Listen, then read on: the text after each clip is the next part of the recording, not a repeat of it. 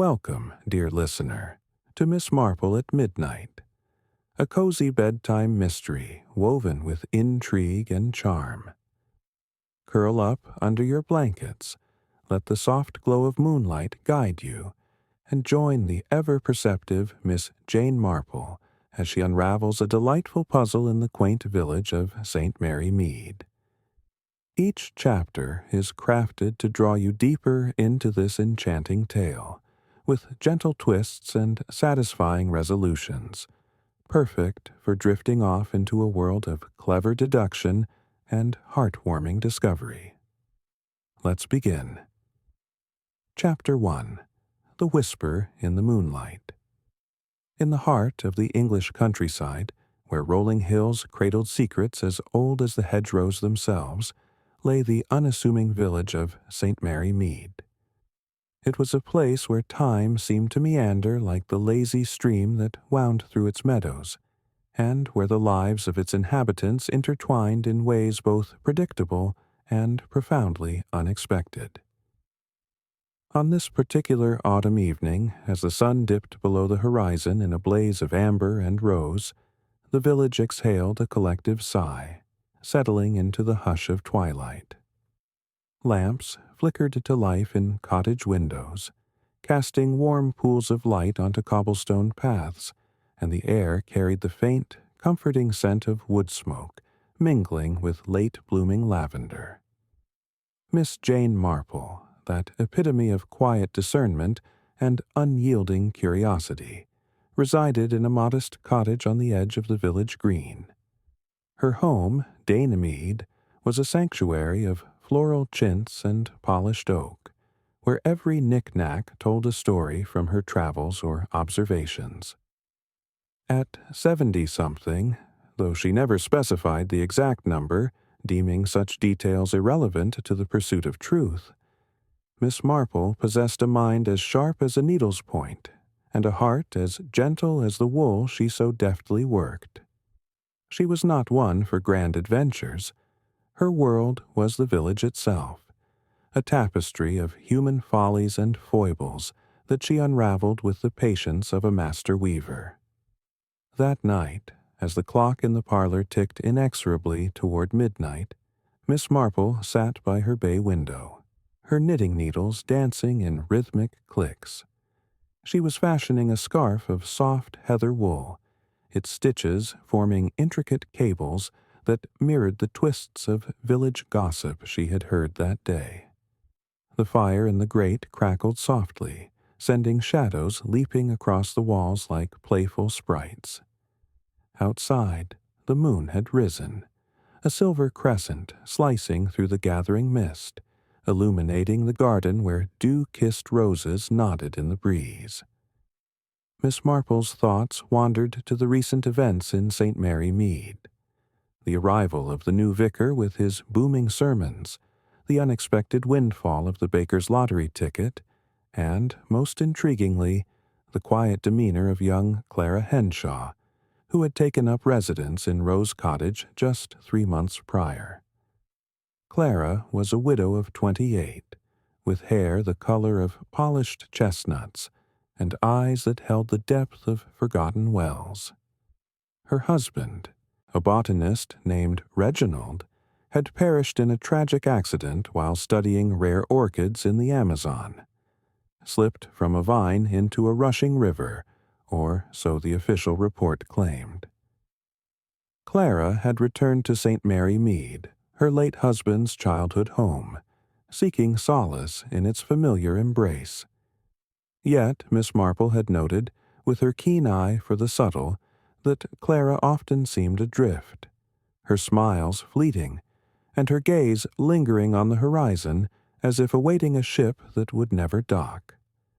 During their brief encounters at the post office or the tea shop, Clara spoke little of her past, preferring to discuss the weather or the merits of homemade scones.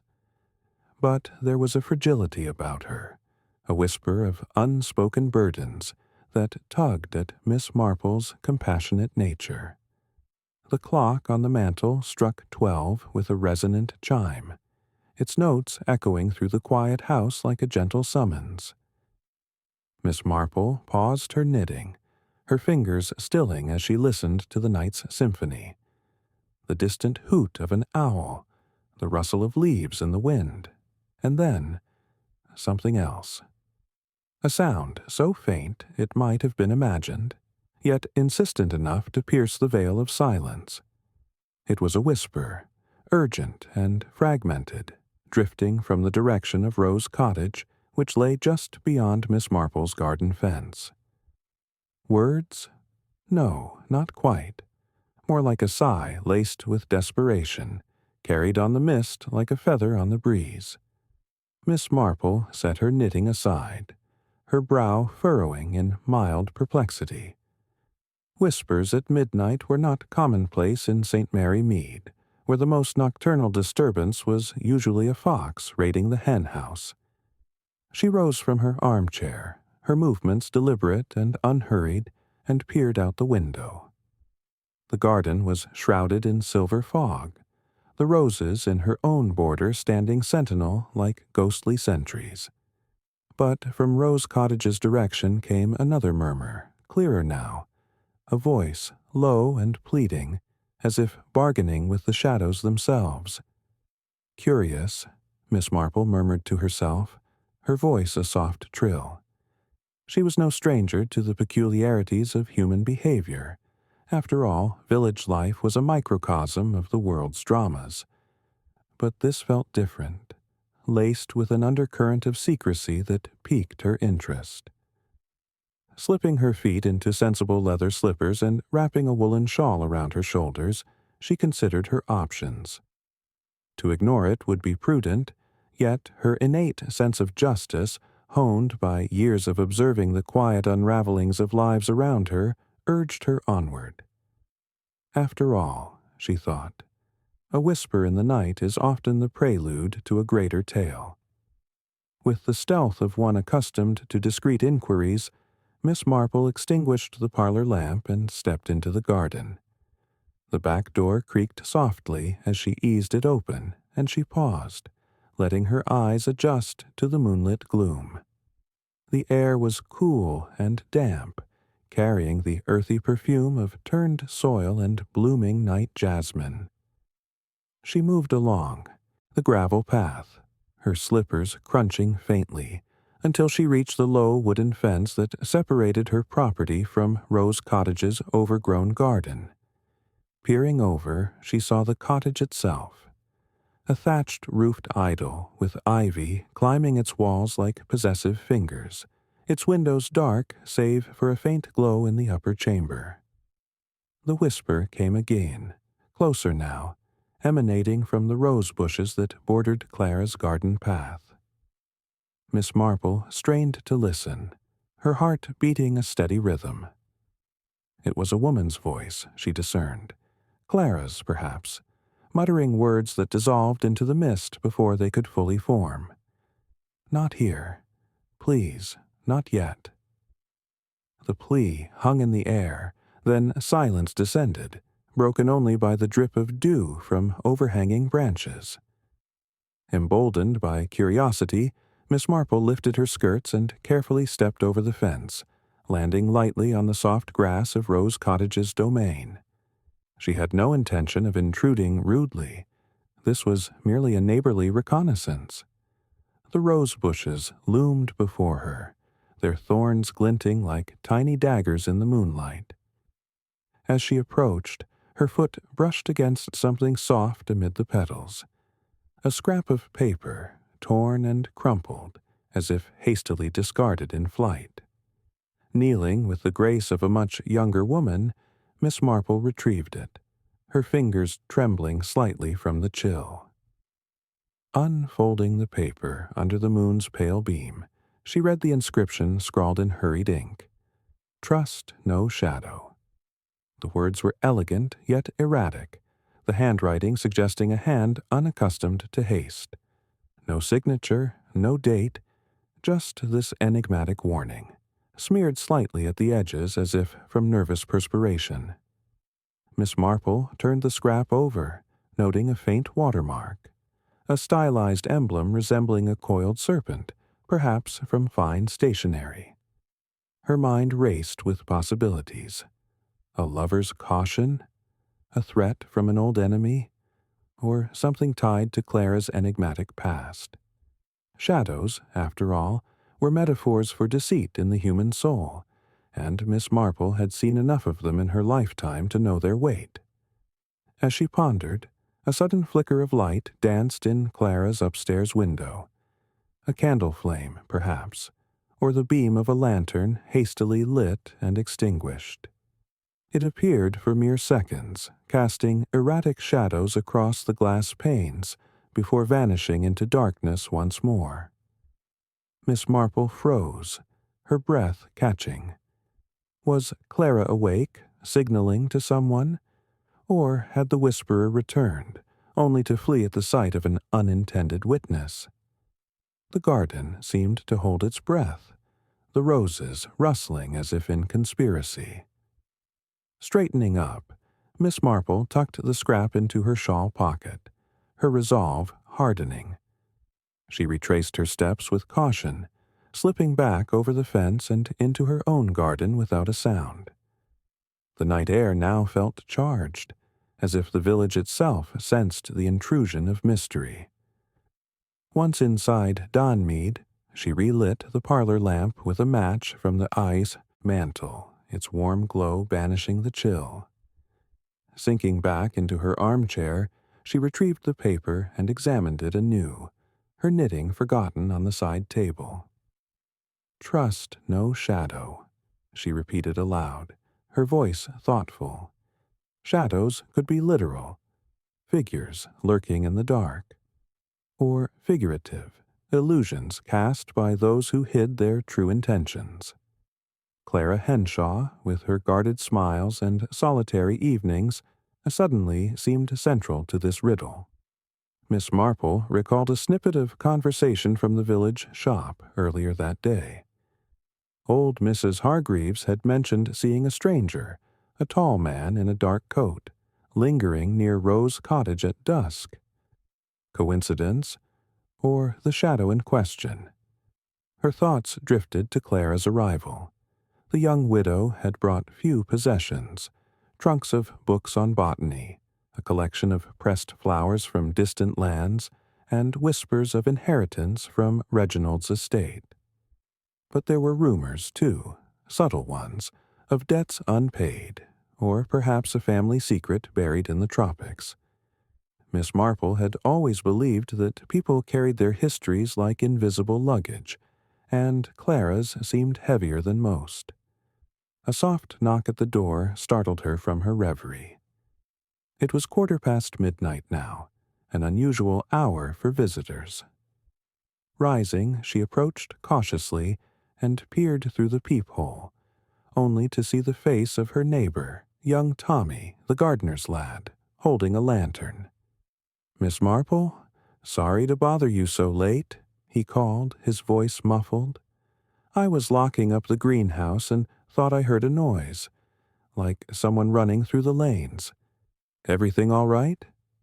Miss Marple opened the door a crack, her expression serene. "Quite all right, Tommy dear. Just the wind playing tricks, I imagine. Thank you for checking. It's kind of you." He nodded, tipping his cap. "Right you are, ma'am. Night's full of odd sounds this time of year. Good night." As he departed, lantern swinging, Miss Marple closed the door and leaned against it, a small smile playing on her lips. Tommy's concern was genuine, but it confirmed her suspicion. The night's events had rippled outward. She returned to her chair, brewing a pot of chamomile tea on the small spirit lamp by the fire. The steam rose in fragrant curls as she poured a cup, its warmth seeping into her hands like a comforting embrace. Sipping slowly, Miss Marple let her mind weave the threads of the evening. The whisper, the note, the flickering light. They formed a pattern, albeit incomplete. She resolved to speak with Clara in the morning, under the guise of returning a borrowed recipe book. No need for alarm yet. Mysteries, like fine teas, were best savored in stages. As the village clock tolled midnight, St. Mary Mead slipped into an uneasy calm, its secrets tucked away for dawn's revelation. Miss Marple finished her tea, her eyes bright with anticipation, and retired to bed, the cryptic words echoing in her dreams like a siren's call. But sleep came fitfully, her thoughts circling back to the roses that had cradled the note. In her mind's eye, she envisioned Clara pacing her cottage floor, shadows lengthening with each step. What peril lurked in the midnight hour? And who or what demanded trust be withheld from the dark? These questions, like the mist outside, promised to thicken before they cleared, drawing Miss Marple into a web of intrigue as delicate and thorny as the garden itself. The following morning dawned crisp and golden, birdsong filling the air as Miss Marple rose with the sun. She dressed in her usual attire, a sensible gray skirt, white blouse and cardigan, before tending to her breakfast of porridge and toast. Yet, even as she buttered her slice, her gaze strayed to the window, toward Rose Cottage. No smoke rose from its chimney. Clara must still be abed. Miss Marple decided to bide her time, perhaps visiting the postmistress later for any pertinent mail tales. By mid-morning, unable to contain her curiosity, she strolled along the lane to the village green, where the weekly market was in full swing. Stalls brimmed with fresh produce, plump apples, wheels of cheese, and bundles of herbs. The air buzzed with chatter, farmers haggling, children laughing, and the occasional burst of song from the itinerant fiddler. Miss Marple paused at the flower stall, run by kindly Mrs. Jessup, whose ruddy cheeks matched the geraniums she sold. "Good morning, Miss Marple. Fancy a bunch of these asters? They're fresh from the meadow," Mrs. Jessup beamed. "Perhaps later, dear. Tell me, have you seen much of Mrs. Henshaw lately? She seems so reclusive." Mrs. Jessup leaned in, lowering her voice. "Ah, poor lamb. I hear she's been receiving odd parcels, small ones wrapped in brown paper, arrived yesterday, postmarked from York. Didn't say a word when she collected them. Just hurried off." Miss Marple nodded thoughtfully, purchasing a sprig of mint for her tea. "Thank you, Mrs. Jessup. One never knows what travels in the post these days." Continuing her walk, she encountered Dr. Haydock, the village physician, emerging from his surgery with a satchel of medicines. "Miss Marple, out for your constitutional? You look as spry as ever." "Indeed, doctor. And you? Any ailments stirring in the night?" He chuckled. "Nothing beyond the usual rheumatisms, though I did pass Rose Cottage around 10 last evening. Saw a light on late. Clara's probably just adjusting to widowhood. Takes time, you know." Miss Marple smiled enigmatically. "Time heals, but shadows linger, don't they?" Dr. Haydock raised an eyebrow but said nothing more, bidding her farewell as he hurried to his next call. By noon, Miss Marple had circled back to Mead, her mind abuzz with these snippets. The note's warning, "Trust no shadow," now seemed tied to unseen visitors or hidden correspondences. She spent the afternoon in her garden, pruning the very roses that mirrored those at Rose Cottage, each snip a meditation on the mystery. Evening approached. She prepared a simple supper of soup and bread, but her appetite was tempered by anticipation. Dusk fell early, painting the sky in hues of indigo and gold. Miss Marple returned to her knitting by the window, the needles clicking like a metronome. The clock neared midnight once more, and she watched intently, half expecting the whisper to recur. Yet the night remained silent, the mist thicker, as if the village conspired to withhold its secrets. In the quiet hours that followed, Miss Marple reflected on her life in St. Mary Mead, a place where innocence and intrigue danced in eternal tandem. She had solved riddles before: the pilfered silver at the vicarage, the anonymous letters plaguing the squire. This felt personal, though, a thread pulling at the fabric of neighborly peace. As she finally sought her bed, the scrap of paper safely tucked in her bureau drawer, she whispered to the empty room, "Whatever shadow lurks, it shall not eclipse the light of truth." And so, with the village wrapped in slumber's embrace, Miss Marple drifted off, her dreams a gentle prelude to the revelations yet to come. The whisper in the moonlight had ignited a spark, and in the cozy confines of her world, it promised to illuminate paths both hidden and unforeseen. Chapter 2. The Midnight Visitor. The following evening in St. Mary Mead unfolded with the gentle predictability of a well-loved ritual. Yet beneath its surface simmered the intrigue that Miss Marple had stirred from the previous night's whisper. The village, bathed in the soft amber of sunset, hummed with the day's fading activities. Farmers guiding carts homeward, children scampering from school with satchels bouncing, and the distant clang of the blacksmith's hammer echoing like a heartbeat. Mead Cottage, Miss Marple's haven, prepared for company. She had arranged her parlor with meticulous care: plump cushions on the armchairs, a tray of delicate biscuits dusted with sugar, and a steaming pot of Earl Grey tea infusing the air with bergamot's citrusy allure. It was knitting circle night, a fortnightly gathering where the women of the village converged to stitch, chat, and subtly dissect the intricacies of local life. Miss Marple, dressed in a lavender blouse that complemented her silver hair, surveyed the room with satisfaction. Her needles lay ready on the side table, alongside a skein of emerald yarn destined for a pair of mittens.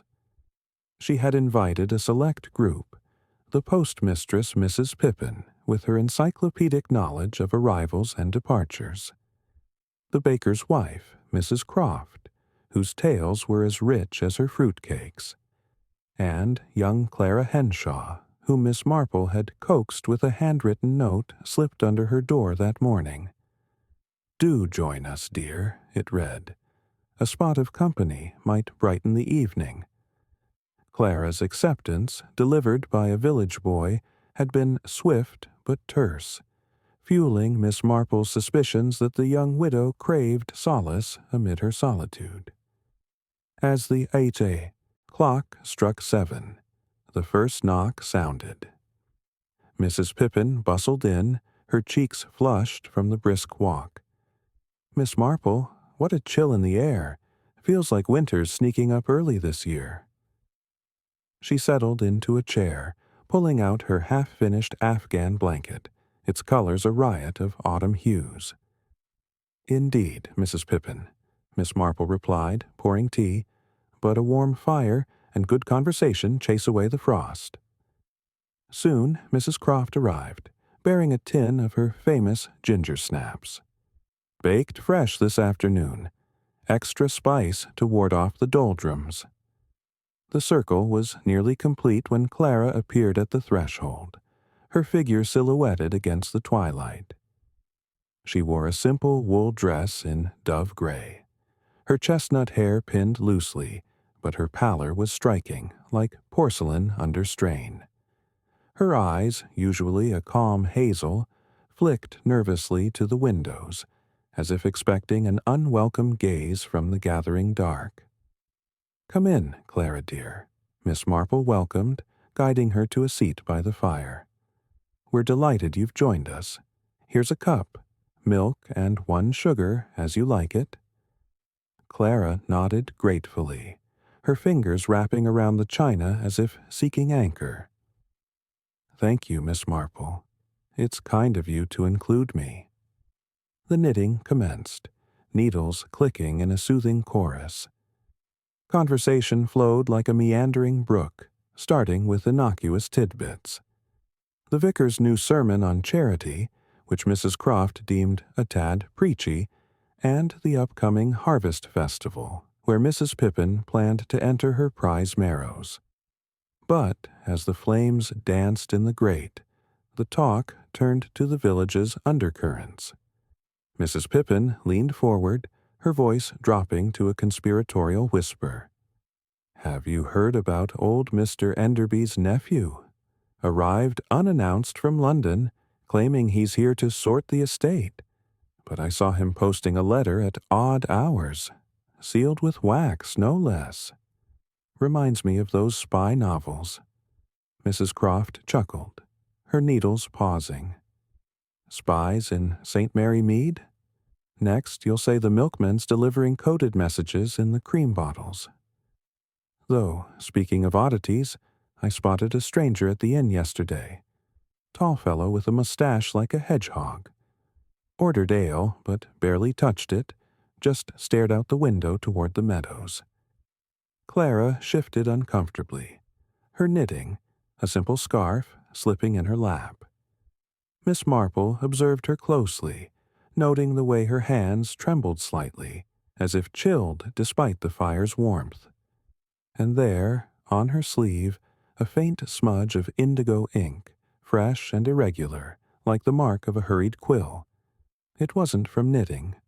No, this spoke of correspondence, perhaps a letter penned in haste. As the evening waned, the group began to disperse. Mrs. Croft bundled up first, citing an early rise for baking. Mrs. Pippin followed, chattering about tomorrow's post. Clara lingered, helping Miss Marple clear the tea things, her movements deliberate but strained. "Clara, my dear," Miss Marple said, softly as they stood in the kitchen. "You seem troubled. Is there something on your mind?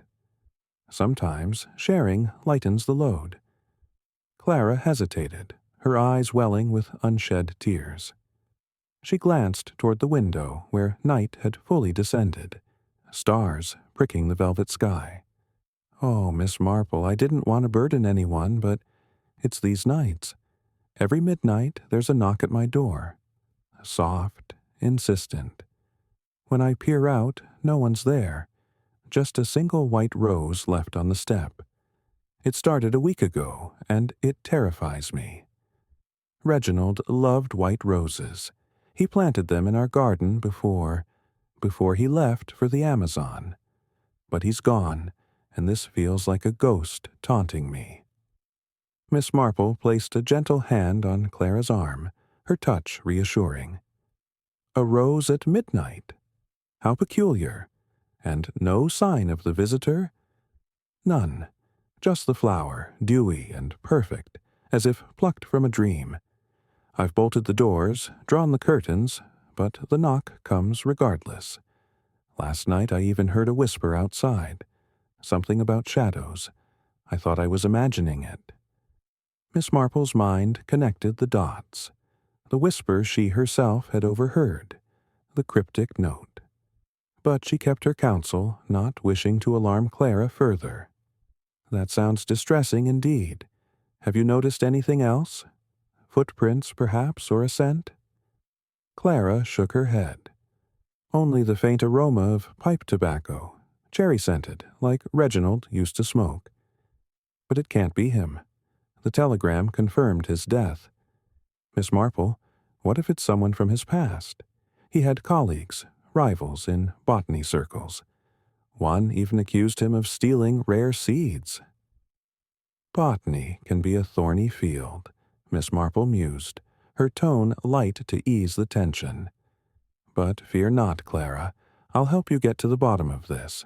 Why don't you stay here tonight? My guest room is ready." Clara demurred politely. "You're too kind, but I must face it. Perhaps knowing you're nearby will give me courage." With a grateful hug, she departed, her footsteps fading into the night. Miss Marple watched from the door until Clara's silhouette vanished into Rose Cottage. The village lay quiet now, lamps winking out one by one. But Miss Marple was far from retiring. She fetched her stout walking stick, a lantern with its wick trimmed low, and a notebook from her desk. Donning a dark cloak to blend with the shadows, she slipped into her garden, the air crisp with the promise of frost. Hiding behind a sturdy trellis overgrown with clematis vines, she had a clear view of Rose Cottage's front path. The trellis's lattice provided camouflage, its leaves rustling softly in the breeze.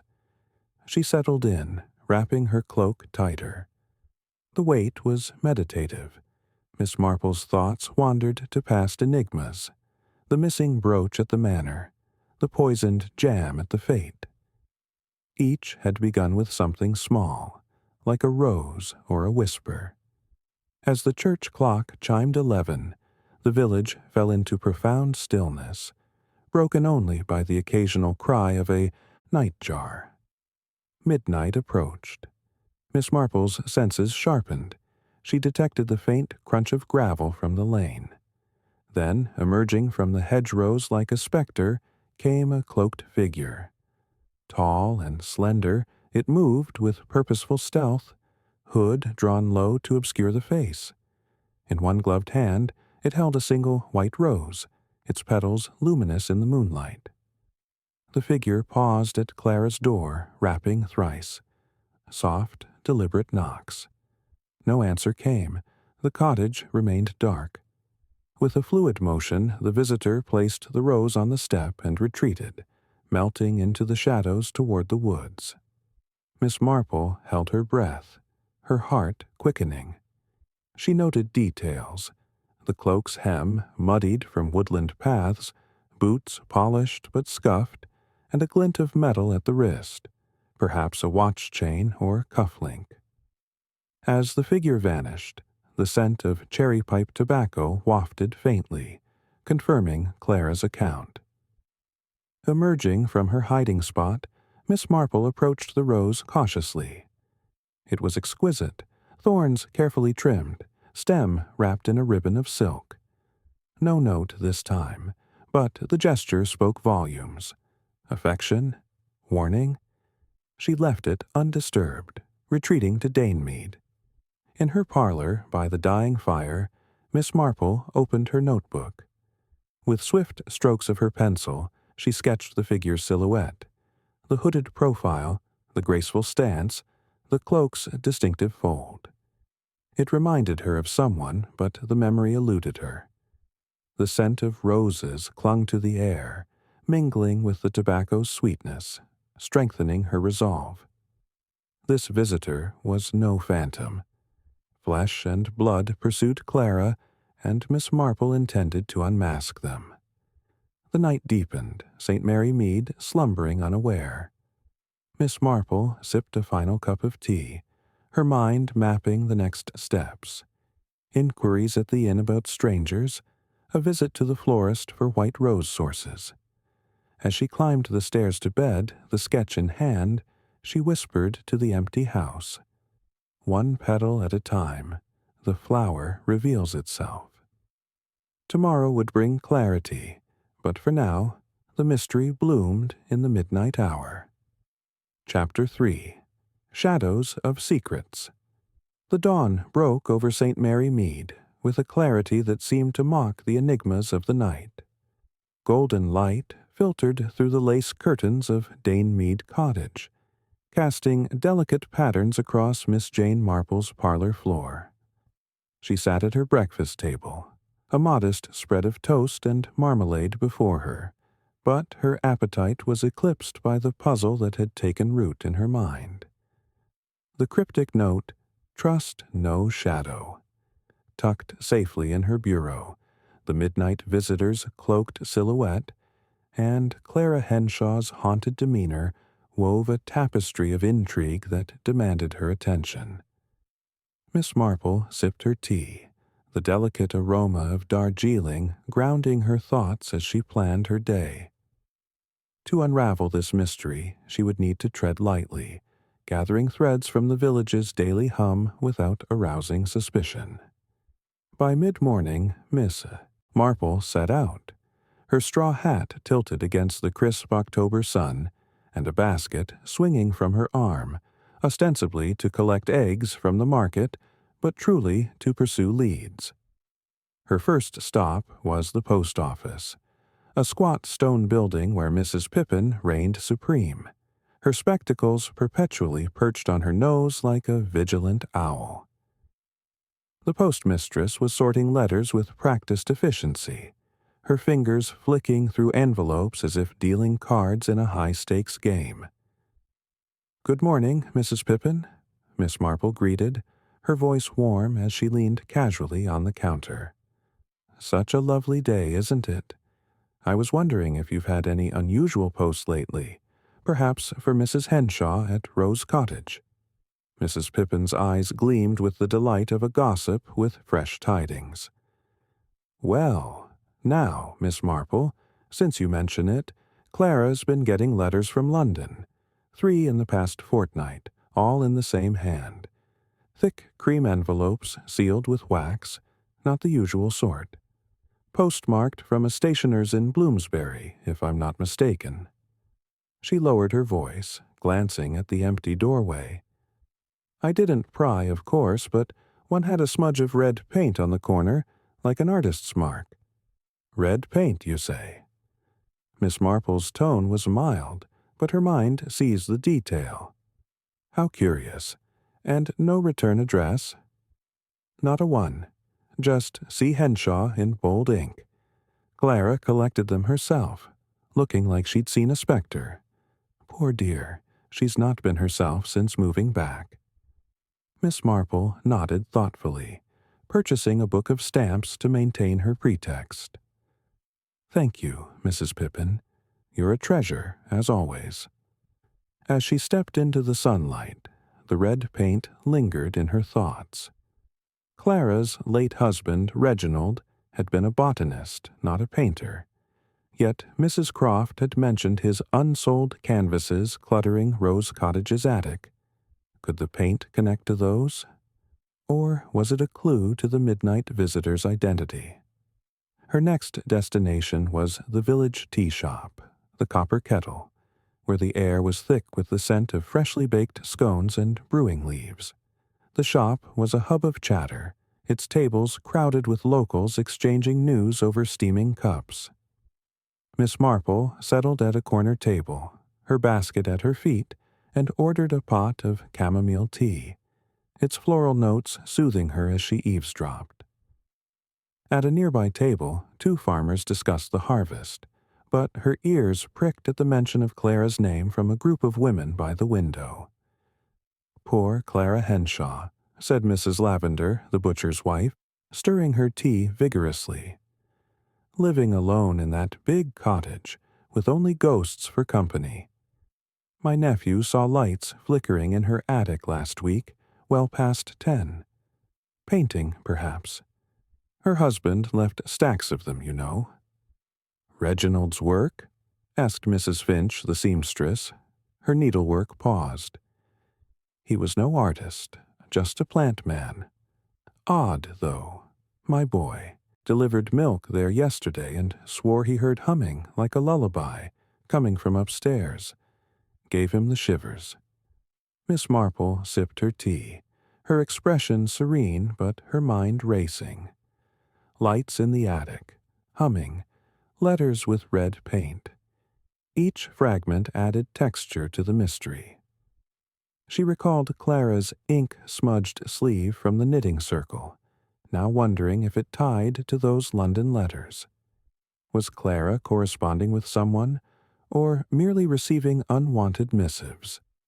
The humming suggested a private moment, perhaps tied to her late husband's memory, but the attic lights hinted at something more tangible. Leaving a coin for her tea, Miss Marple strolled toward the churchyard, where the vicar, Mr. Clement, was tending roses near the lych gate. His presence offered a chance to probe further without seeming intrusive. "Good day, Mr. Clement," she called, pausing to admire a crimson bloom. "Your roses rival those at Rose Cottage. Have you seen Mrs. Henshaw lately? She seemed so quiet at the knitting circle. The vicar straightened, wiping soil from his hands. Clara, she attended service last Sunday but kept to herself. I did visit her Monday, offering to bless the cottage. She declined, politely but firmly. Said she was sorting through Reginald's things, especially his old sketches. I noticed a canvas propped by her fireplace, half covered. Looked like a landscape, but the colors were unusual, almost feverish. Unusual how? Miss Marple's tone was gently curious, as if discussing nothing more than gardening tips. Bright, swirling hues, blues and greens like a jungle storm. Not Reginald's style at all, from what I know, but grief does strange things, doesn't it? Indeed it does, Miss Marple agreed, her mind noting the canvas. A jungle scene, painted with passion, suggested an artist's hand, not a botanist's. Could it be linked to the red paint Mrs. Pippin mentioned? She thanked the vicar and continued her walk, her basket now holding a few apples from a passing vendor as a cover for her inquiries. By late afternoon the sky had softened to a dusky lavender, and Miss Marple's thoughts turned to Rose Cottage itself. Clara would be at the library until 6, volunteering to catalogue books, a perfect opportunity for a discreet investigation. Under the guise of returning a borrowed jam jar, Miss Marple approached the cottage, its thatched roof glowing in the fading light. The garden was quiet, the white rose from last night gone, likely retrieved by Clara. The front door was locked, but a side window, left slightly ajar, offered access to the curious. With a glance, to ensure no neighbors watched, Miss Marple eased the window open and slipped inside, her movements nimble despite her age. The parlor was tidy, with books on botany stacked neatly and a vase of fresh daisies on the table. A staircase led to the attic, its door ajar, emitting a faint creak as a draught stirred. She climbed carefully, emerging into a cluttered space lit by a single skylight. Canvases leaned against the walls, their surfaces covered with dust sheets. Miss Marple lifted one, revealing a painting of a lush rainforest, its colors vivid and chaotic, as the vicar had described.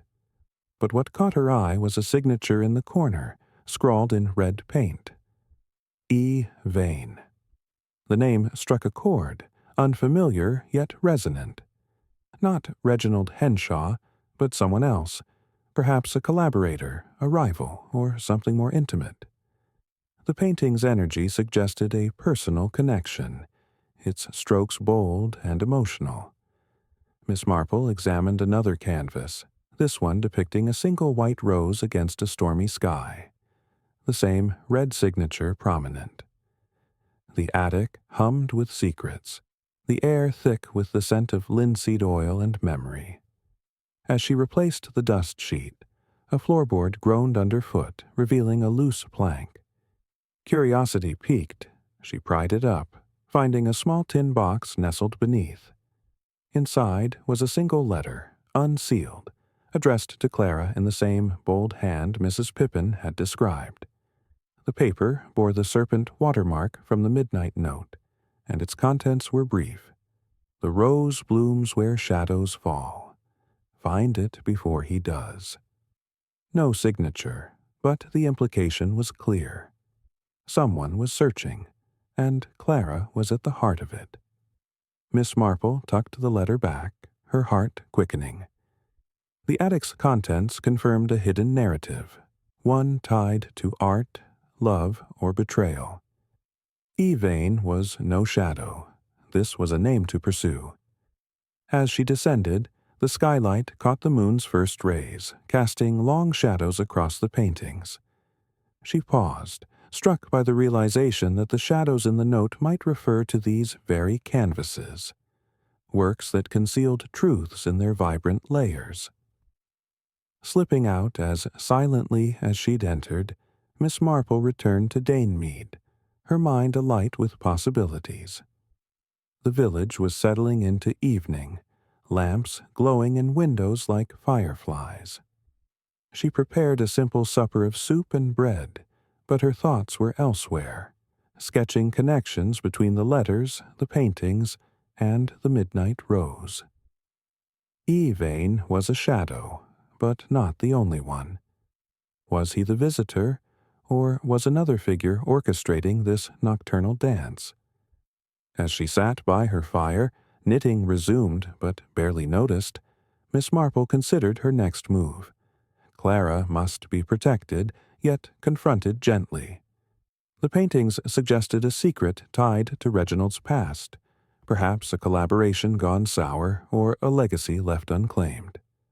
The letter's warning, "Before he does," implied urgency, a race against an unseen adversary. Miss Marple's eyes gleamed with the thrill of the chase, her fingers pausing over the emerald yarn.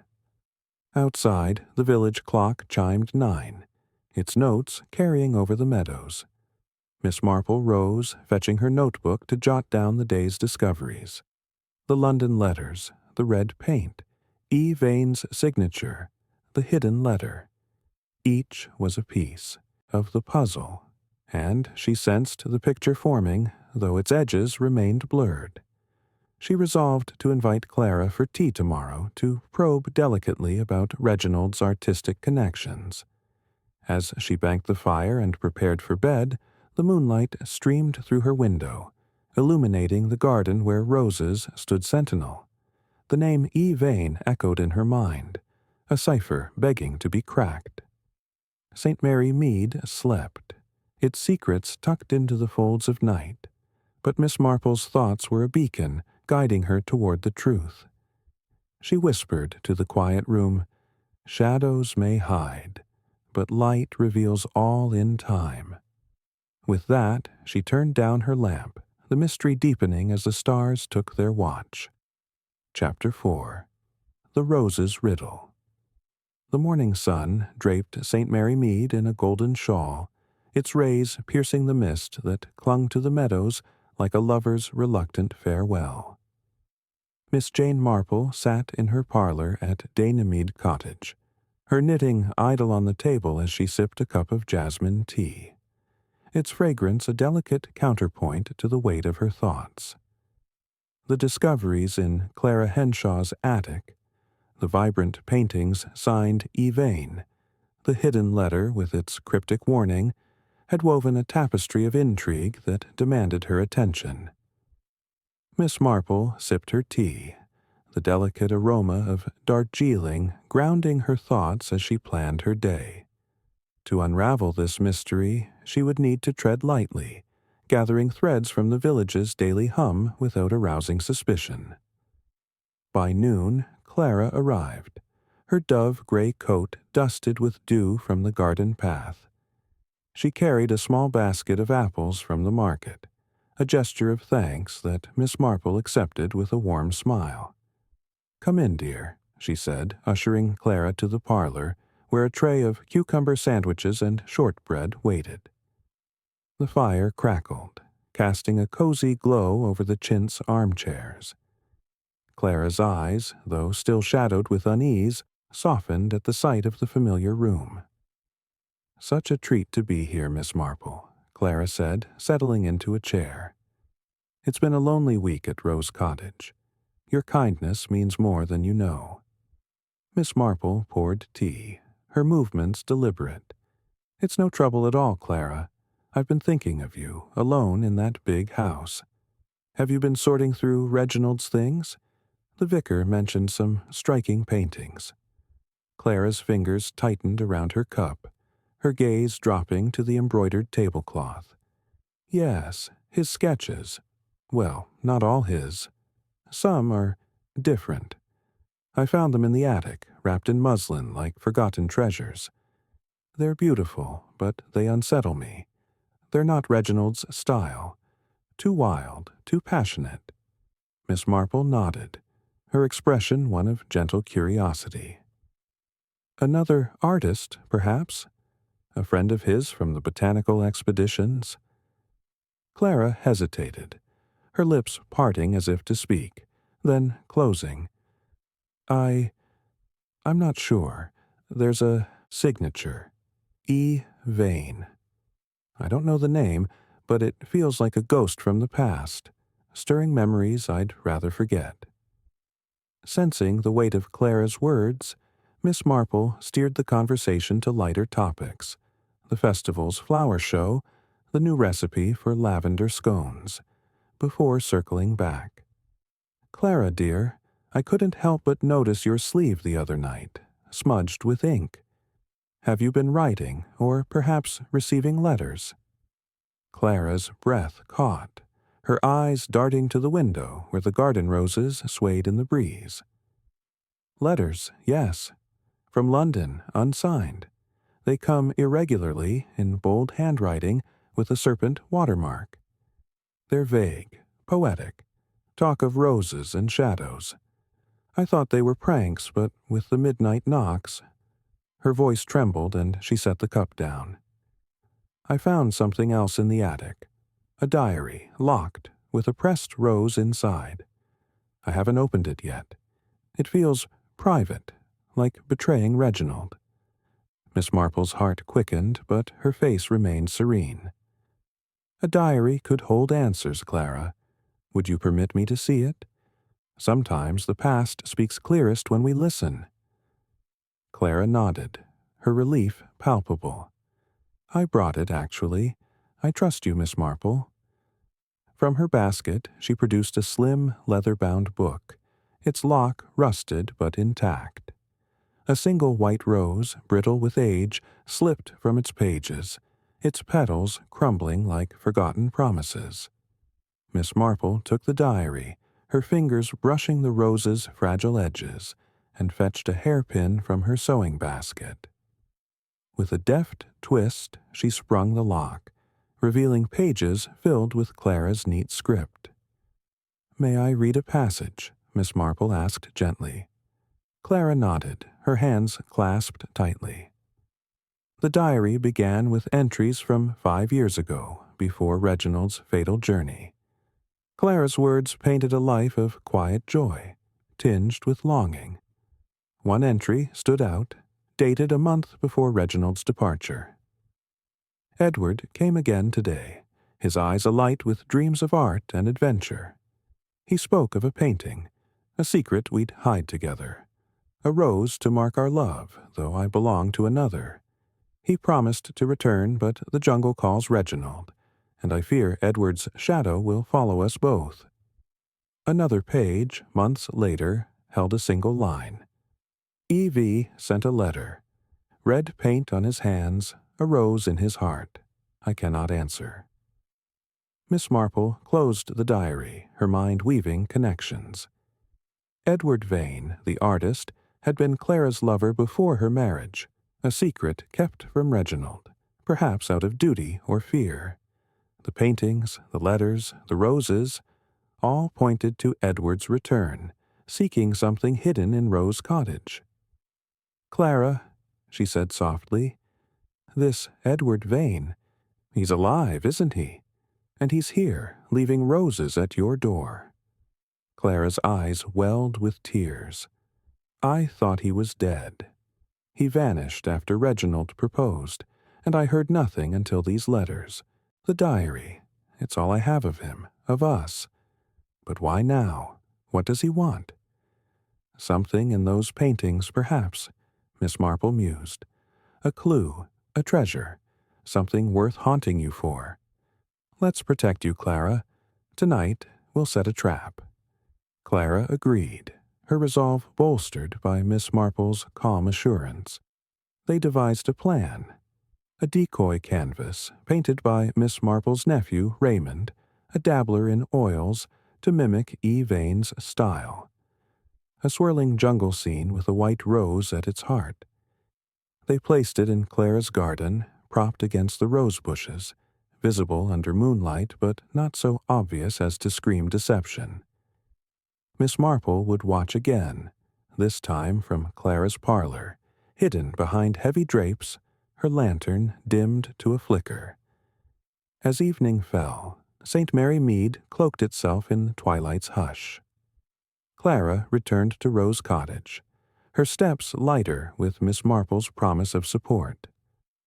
Miss Marple, cloaked in dark wool, arrived at dusk, settling into the parlor with a thermos of tea and her notebook. The air was thick with anticipation, the scent of roses mingling with the faint tang of linseed oil from the decoy canvas outside. Clara retired upstairs, instructed to keep her light on to suggest normalcy. The village clock tolled midnight, its chimes rolling over the meadows like a solemn vow. Miss Marple peered through a slit in the drapes, her eyes sharp despite the dimness. The garden lay still, the decoy canvas glowing faintly under the moon's silver gaze. Then a rustle, soft, deliberate, like a fox in the underbrush. The cloaked figure emerged, moving with the same stealth Miss Marple had noted before, the hood drawn low, boots scuffing the gravel. The figure paused at the canvas, kneeling to examine it, gloved hands tracing the painted rose. Miss Marple's breath held. This was Edward Vane, drawn by the lure of his own art. But fate intervened. From the lane came a clatter. Mr. Hayworth, the baker, returning late from a delivery, his lantern swinging wildly. The glass shattered as he tripped, the sound sharp as a gunshot in the quiet night. The cloaked figure bolted, leaping the fence with agility, but not before the cloak caught on a thorn, tearing a swatch of fabric free. The figure vanished into the woods, leaving the canvas untouched, the rose beside it undisturbed. Miss Marple emerged, her lantern casting a soft glow as she retrieved the torn fabric. A coarse wool, gray as storm clouds, with a faint embroidery of a serpent at the hem. It matched the watermark on the letters, a signature of intent. Clara joined her, breathless, her face pale. "Was that him?" she whispered. "I believe so," Miss Marple replied, pocketing the fabric. "Edward Vane, seeking something hidden in your paintings. But he's cautious, and we've startled him. We'll need to be cleverer next time." They returned to the parlor, where Clara poured tea with shaking hands. What could he want? Reginald never spoke of treasures, only plants. Miss Marple's eyes gleamed. "Paintings can hide more than beauty, Clara. A map, a code, something Edward believes is his. We'll find it first." The night closed around Rose Cottage, the village sleeping under a starlit canopy. Miss Marple stayed until dawn, ensuring Clara's safety, her mind charting the next steps. The torn fabric, the diary's revelations, and the painting's secrets pointed to a prize worth pursuing, a truth buried in color and canvas. As she left, the first light touched the roses, their petals whispering of riddles yet to be solved. Back at Mead, Miss Marple spread the fabric on her table, its serpent emblem a stark reminder of the stakes. She sketched its pattern in her notebook, her thoughts circling Edward Vane. Was he a lover scorned, a thief, or both? The diary suggested passion, the letters obsession, the roses a plea, or a threat. She resolved to search the paintings herself, to uncover what Edward sought before he could return. As she prepared for bed, the village clock struck 3, its notes a quiet challenge.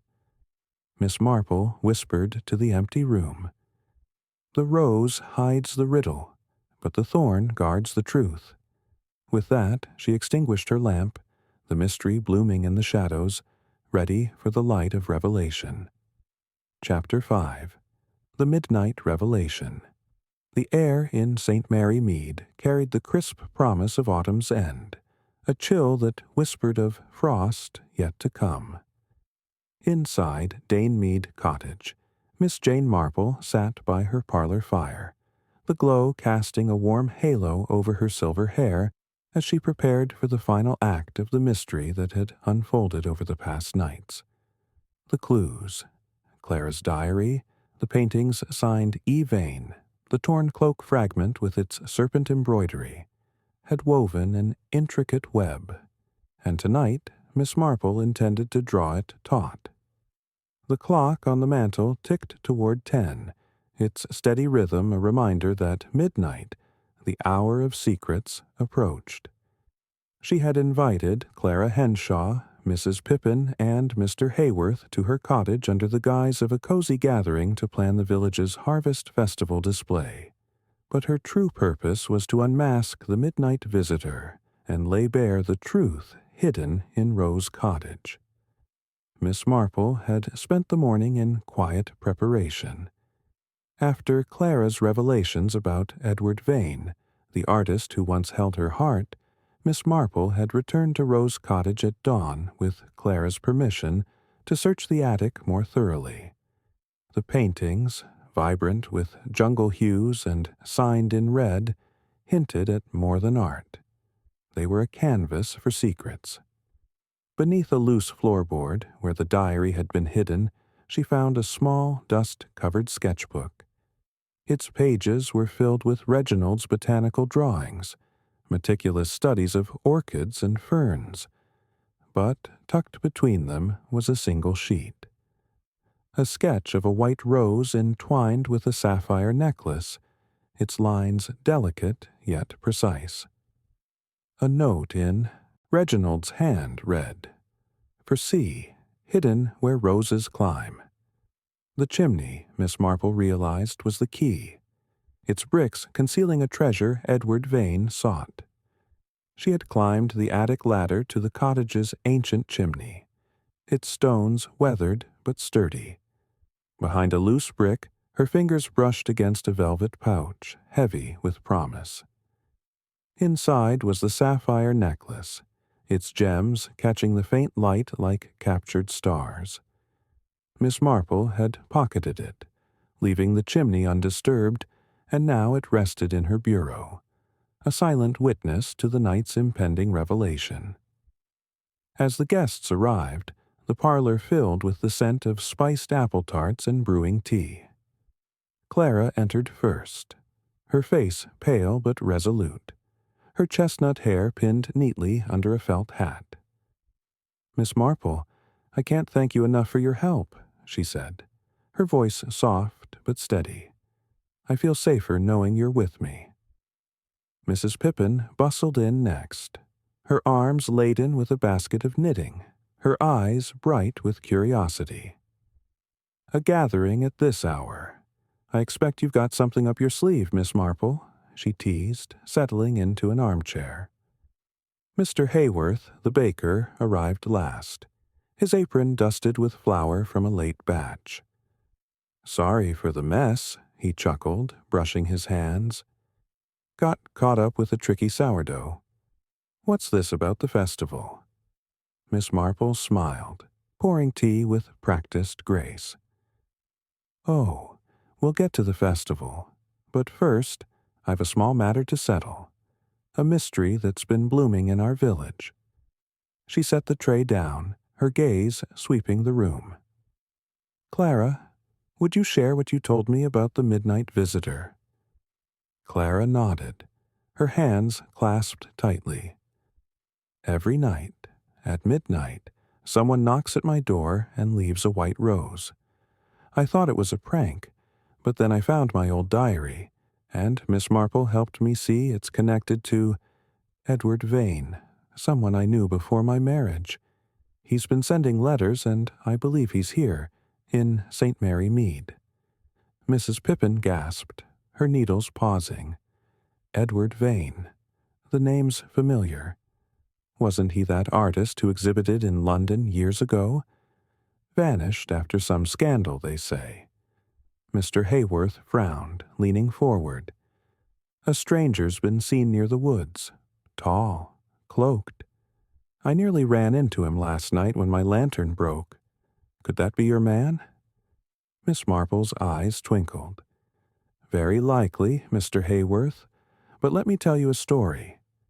She leaned back, her voice calm yet commanding, like a storyteller weaving a spell. 5 years ago, Clara loved a man named Edward Vane, an artist with a passion for roses and secrets. They parted when she married Reginald Henshaw, a botanist. Edward, it seems, never forgot her. He painted for her, hiding a secret in his work.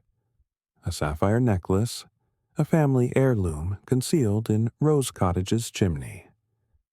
Reginald, perhaps suspecting, sketched its hiding place but died before, revealing it. Edward, believing it his by right, returned, leaving roses to coax Clara into remembering their past. Clara's eyes widened. The necklace? But I never knew. Reginald spoke of his mother's jewelry, but said it was lost. Miss Marple rose, retrieving the velvet pouch from her bureau. She opened it, revealing the necklace, its sapphires glinting like midnight seas. This morning I found it, hidden where Reginald's sketch indicated. Edward's been searching, Clara, but not to harm you, only to reclaim what he believes is his. Mrs. Pippin clapped her hands. A treasure in St. Mary Mead. It's like a novel. Mr. Hayworth scratched his head. But why the secrecy? Why not just ask? Because, Miss Marple said, Edward Vane has been hiding. I made inquiries today, discreetly, through my nephew's contacts in London. Edward was reported missing after a dispute with a collector suspected of forging art. He's been living under an alias, likely in the woods, watching Rose Cottage. A knock at the door startled them. Miss Marple, expecting this, had arranged for Constable Evans to patrol nearby. She opened the door to reveal the young officer, his face stern, holding a man in a gray cloak. The same coarse wool Miss Marple had found torn in the garden. His hood was down, revealing a lean face, dark eyes, and a mustache streaked with gray. Edward Vane. Caught him near the cottage, Constable Evans said. He was carrying this. He held up a white rose, its petals trembling. Clara stood, her voice shaking. Edward, you're alive?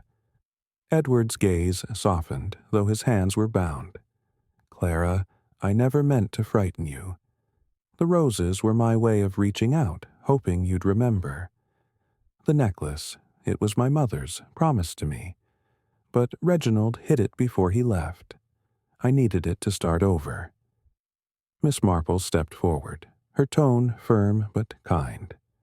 You chose a dangerous path, Mr. Vane. Letters, midnight visits, why not speak plainly?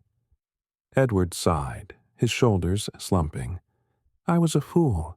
After the scandal, I had nothing but debts. I thought the necklace could save me. Clara, I only wanted to see you, to know you were safe. Clara's tears fell, but her voice held strength. You should have trusted me, Edward. Reginald's gone, and I've grieved enough. This necklace, it's not worth your freedom. Miss Marple nodded approvingly. Clara, what do you wish to do with it?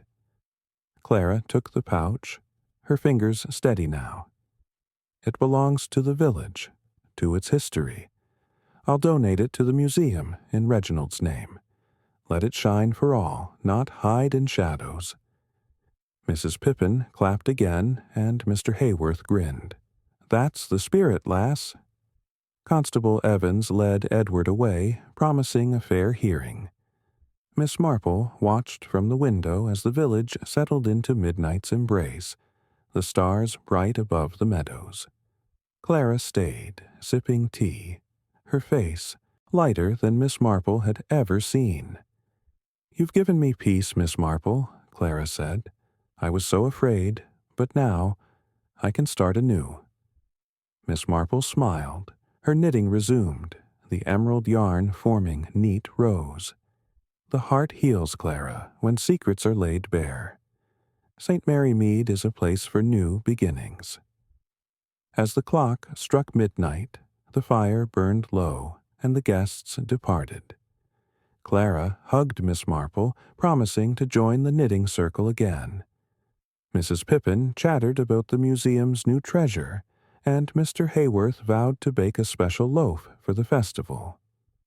Alone, Miss Marple sat by the embers, her scarf complete, its cables a testament to the twists of human lives. She opened her notebook, sketching the necklace's final resting place in her memory. Edward Vane's tale was one of love and desperation, but the village's peace was restored. The roses would bloom without fear, and Clara could sleep soundly. Miss Marple banked the fire, her heart content, and climbed the stairs to bed, whispering, "Every shadow fades in the light of truth." The village slept under a starlit sky, its secrets unveiled, its heart whole once more. Dear listener, as stars twinkle over St. Mary Mead, our cozy tale ends. Miss Marple, with her sharp mind and kind heart, has solved the puzzle, bringing peace to the village. We hope this story warmed your heart and sparked your curiosity, like a cozy fire on a cool night. May your dreams be sweet and full of wonder. Sleep well with our best wishes for restful nights and happy days. Good night.